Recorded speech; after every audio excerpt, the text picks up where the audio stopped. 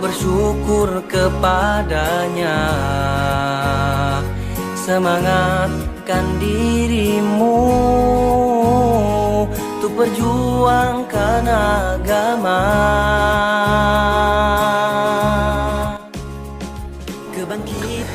Bismillahirrahmanirrahim. Assalamualaikum warahmatullahi wabarakatuh. Alhamdulillahi wa kafa wa salawatu wassalamu ala rasulina mustafa wa ala alihi wa ashabihi wa man tabi'ahum bi ihsanin wa man minkumul wafa amma ba'du.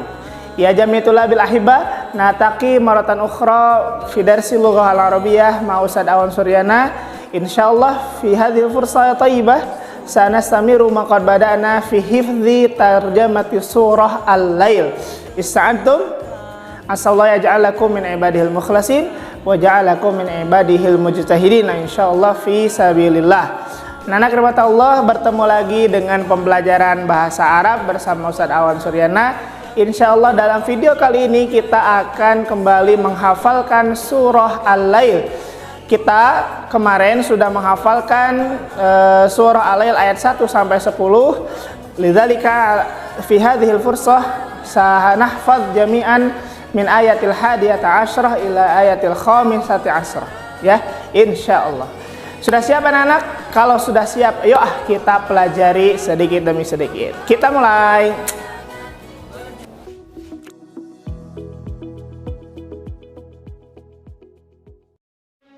Baik anak-anak, kita langsung saja menghafal ayat yang ke-11. Konsentrasi, fokus. A'udzubillahi minasyaitonir rajim. Wa ma yughni anhu maluhu idza taradda. Wa ma yughni anhu maluhu idza taradda. Perhatikan baik-baik. Wa ma dan tidaklah yughni bermanfaat anhu untuknya maluhu hartanya idza taradda apabila ia binasa. Sekali lagi. Wa ma dan tidaklah yughni bermanfaat anhu untuknya maluhu hartanya idza taradda apabila ia binasa. Maksudnya apa? Wa ma yughni anhu maluhu idza taradda, ya, dan tidaklah bermanfaat hartanya, ya, apabila dia sudah meninggal. Binasa itu di sini maksudnya adalah ketika dia wafat. Jadi harta apapun, sebanyak apapun tidak akan bermanfaat nanti ketika bertemu dengan Allah Subhanahu wa ta'ala kecuali yang dikeluarkan fi sabilillah. Jadi anak-anak Allah, ayat yang ke-1 ini, ayat 11 ini yang kita hafalkan mengajarkan kita agar kita tidak hubud dunia, cinta kepada dunia, mengumpulkan harta sebanyak mungkin tapi tidak dikeluarkan di jalan Allah, ya gitu ya. Jadi nanti kalau ada azab Allah datang kepada seseorang, maka hartanya ini tidak bisa menolong dia sedikit pun, ya. Begitu maksud dari ayat yang ke-11. Dihafalkan, selamat mencoba. Baik, lanjut ke ayat yang ke-12. Konsentrasi, fokus. A'udzubillahi minasyaitonir rajim. Inna 'alaina lal huda. Inna 'alaina lal huda. Perhatikan cara menerjemahkannya. Inna sesungguhnya, 'alaina kewajiban kami, lal huda memberikan petunjuk atau memberi petunjuk boleh. Inna sesungguhnya, 'alaina kewajiban kami, lal huda memberi petunjuk. Di ayat yang ke-12 ini maksudnya adalah kewajiban Allah sebagai Rabb, ya, menurunkan tata cara ibadah, ya, kemudian menjelaskan ini benar, ini salah, ini halal, ini haram. Semuanya sudah dilakukan oleh Allah Subhanahu wa taala, ya. Jadi tinggal kita ikuti. Apa yang harus kita ikuti? Allah menurunkan Al-Quran, Al-Quran diikuti. Allah menurunkan Rasulnya agar menjelaskan isi dari kitab-kitabnya, dan ada hadis-hadis Rasulullah yang sampai kepada kita, maka kerjakan dan amalkan. Itu maksudnya ya. Jadi tugas Allah semuanya hanya memberikan hidayah. Kalianlah yang memilih mau ikut atau tidak. Oke? Itu maksud dari ayat yang ke-12. Semoga kita termasuk anak-anak yang mengikuti petunjuk-petunjuk dari Allah Subhanahu wa taala, dari Al-Qur'an maupun sunnah-sunnah Rasulullah. Amin ya Allah rabbal alamin. Itu ya. Silahkan dihafalkan dan selamat mencoba. Baik, kita lanjutkan ayat yang ke-13. Kasih kalian konsentrasi, fokus ya. A'udzubillahi minasyaitonirrajim. Wa inna lana lal akhirata wal ula. Wa inna lana lal akhirata wal ula. Oke, kita terjemahkan per kata. Wa inna, dan sesungguhnya, lana, milik kami, lal akhirata, kehidupan akhirat, wal ula, dan kehidupan di dunia ini. Ulangi. Wa inna, dan sesungguhnya, lana, milik kami, lal akhirata, kehidupan akhirat, wal ula, dan kehidupan di dunia ini. Maksudnya sudah jelas ya. Allah mentegaskan kepada kita semua bahwa milik Allah lah akhirat dan milik Allah lah kehidupan di dunia ini. Jadi kita tidak boleh seenaknya, ya, tidak boleh seenaknya melakukan apa yang kita inginkan, tapi harus melakukan apa yang Allah inginkan. Ya, jangan kebalik ya.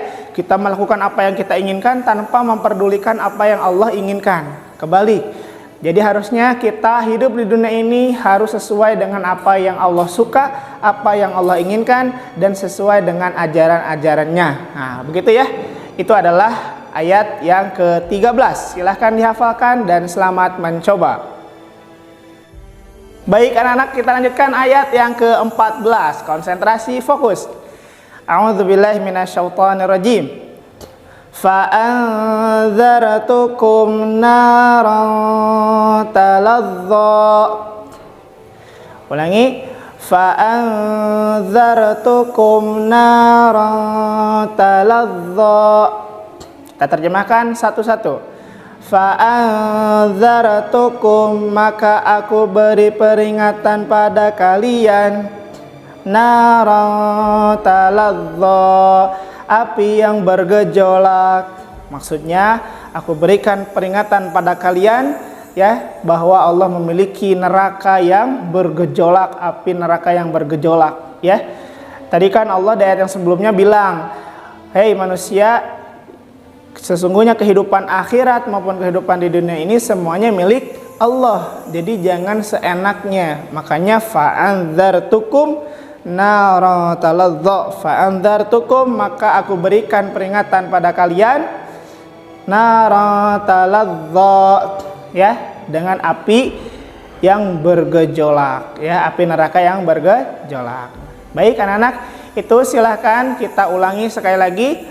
Fa'anzartukum, maka aku berikan peringatan pada kalian, nara talazza, api yang bergejolak. Maksudnya dengan api yang bergejolak yaitu neraka. Berarti diancam kita oleh Allah, diperingatkan oleh Allah, hati-hati, aku sudah menyiapkan neraka yang bergejolak, kata Allah begitu ya. Nauzubillah, semoga kita dilindungi oleh Allah ya. Baik anak-anak, dihafalkan dan selamat mencoba. Oke, baik anak-anak, ayat yang terakhir, ayat yang ke-15. Perhatikan, konsentrasi, fokus.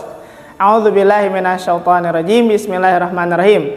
La yaslaha illal ashqa. La yaslaha illal ashqa. Perhatikan baik-baik. La yaslaha, tidak ada yang masuk ke dalamnya, illa, kecuali, al-ashqa, orang yang paling celaka.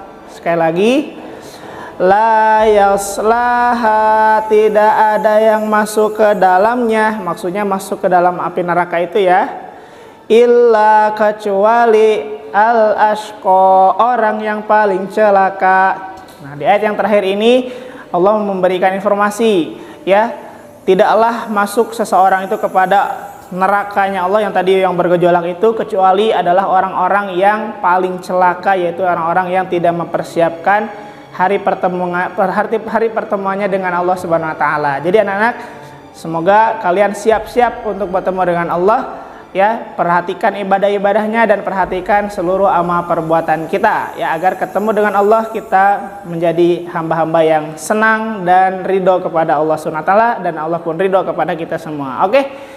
Itu saja, terima kasih anak-anak rahmat Allah.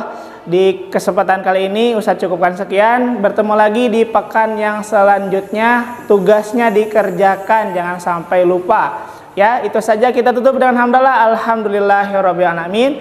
Astagfirullahaladzim. Subhanakallahumma wa bihamdika asyhadu an la ilaha illa anta astaghfiruka wa atubu ilaik. Syukran ala husni ihtimamikum. Ashkurukum. Assalamualaikum warahmatullahi wabarakatuh.